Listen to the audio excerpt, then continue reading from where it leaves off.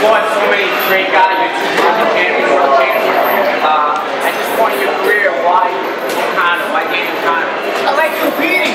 I like competing with it, you know? I miss competing, competition, you know? I've always been a really competitive person. I've always been a good athlete. Boxing at this point, you know, I can't go compete in some other sport, some other league, you know? Not at this level anyway, so I miss competition. I just want to get that feeling a little bit more before it's gone for good, you know? I mean, I'm always going to be a competitor. At least I like competing, you know? Paulie, it's been more than a year, man, since you've been in the ring. Yeah, it's been more than a year, you know? So, how's the training camp this one compared to all the other camps that you had? It's actually been a little bit more hectic because I have so much more responsibilities than I did in the past. In the past, I was always like, oh, get a fight, shut everything down and train.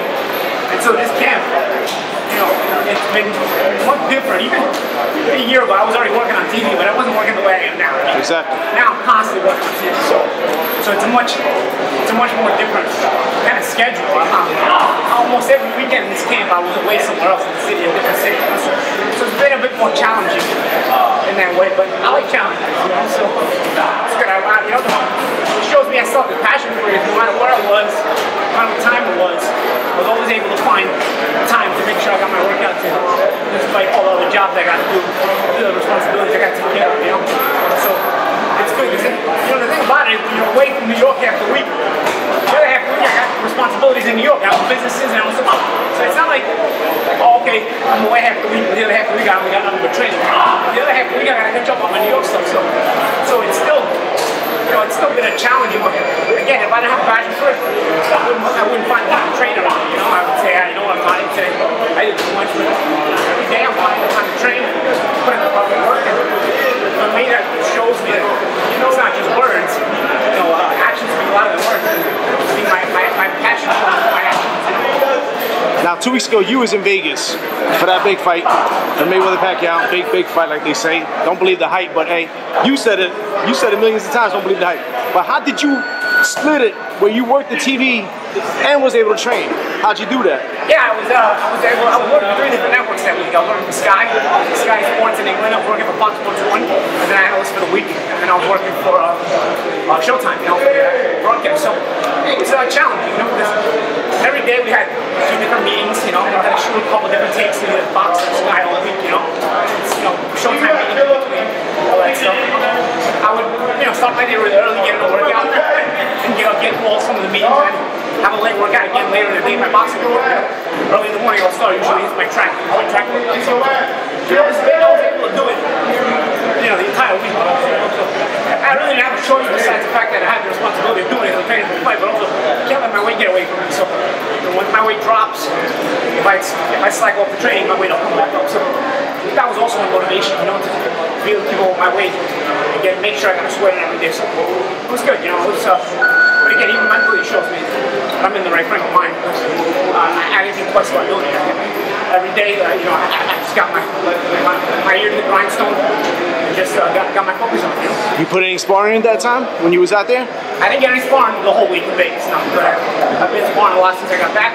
I sparred a lot every other camp, and every other week, even the week set, I was on the way the other times. Didn't get sparring in Vegas. Vegas was so busy, it was hard to find, it was hard to schedule an exact time to sparring. You gotta have a set up sparring partners at the exact time. I never had an exact time I could train. You know, so I had a roundabout time. Hard to set up sparring. So just going to Vegas actually didn't get sparring, but that was the only week. Who helped you out with sparring right now? Who's in your camp helping you out? Right now I got 2 different lefties that I'm working with. Shamal Witt, you guys see the 2 prospects that I work with. I'm bringing a new guy today, I forget his name. And then Luis Colado, you know, they didn't really get one. Now, what do you know about your opponent, Daniel Khan? You seen any of his fights? Have you ever been at his fights? You watched them live? Yeah, I've seen him fight. You know, he's a good little boxer. You know, he fights in a slick style, but he can, you know, he brings some excitement as well. He tries to move forward. He's not a big pusher, but he's good at the volume. He wants to go to the body. He's not very flat-footed. He's gonna try to match weights as far as boxing skills are concerned with me. So he might make a little chest match. I think both good boxing, both high on timing. I might be a little bit faster, but you know, he has a good set of timing, so he might be a little fight. You know, so a little match. We had a very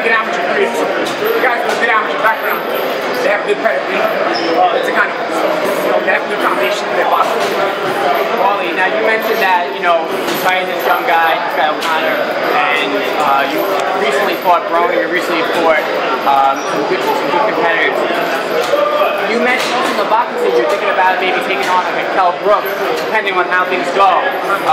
Is that a realistic idea? Is that right? I just take one fight at a time.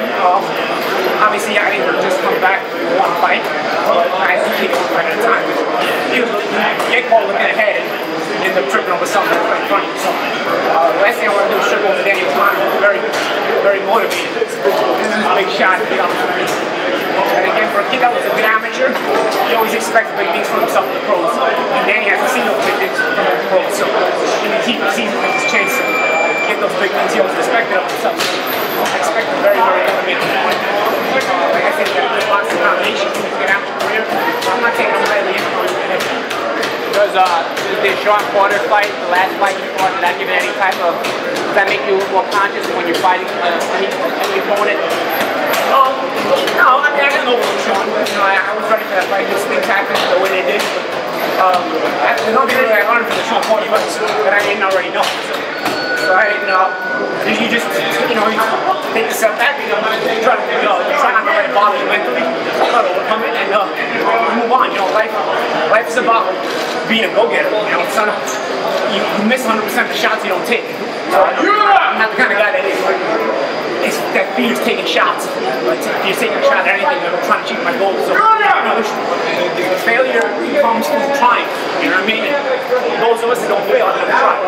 Everyone who makes an attempt at getting somewhere in life has failed on the way up somehow, some way. The reason they're successful is because they don't let those failures hold them back. So sometimes, you take a step back, and let's hear it. I'm not really trying to overthink it or anything. It's just a matter of anything. I want to step back, move on, you dust yourself off, you pick back up. That's what a motivated person does. Paulie, how you see the main event? Amir Khan and Chris Algieri, how you see that one going down? I always tell people, a boxer has a lot of trouble with Amir Khan. Very tough guy to box. You have to have some kind of banging style in you to give Amir some kind of trouble. Chris is a pure boxer. He's a good pure boxer. So stylistically, it's hard to overcome that when you fight Amir Khan. We'll see, because Chris has a little bit of height on him. That could help him maybe at least. You got to favor Amir, but one thing we learned about Chris, you never underestimate him without him. Because he comes more in than a lot of people expect many times. Your thoughts on the Canelo Kirkland that went down? How'd you just thought about that? Styles make fights.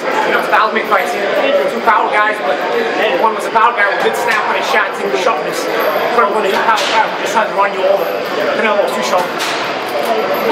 This weekend, Triple G in Monroe, how you see that one going down? I like Monroe. I haven't seen too much of him, but the things I've seen, I like him, and he's a good fighter. Hopefully, he doesn't have too much Philly in him, because as good of a boxer as you are, these Philly fighters sometimes fight too much. You don't want to have too much fighting. You fight the long fight. You want to be able to be smart and pick your spots. So I think Monroe has all the ability in the world to do well. Although the one thing is a monster in boxing right now.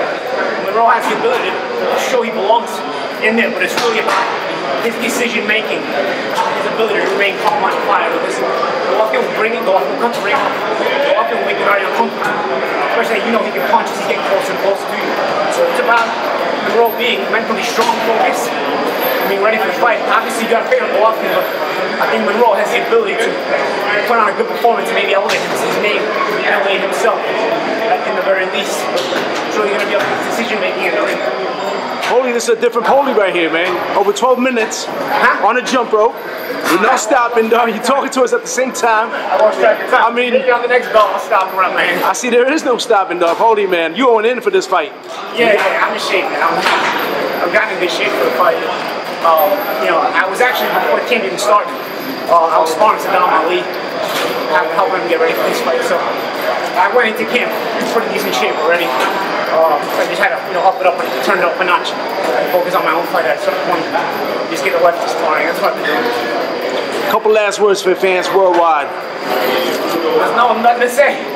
Watch me make 29 on Spike. BBC on Spike. Check it out.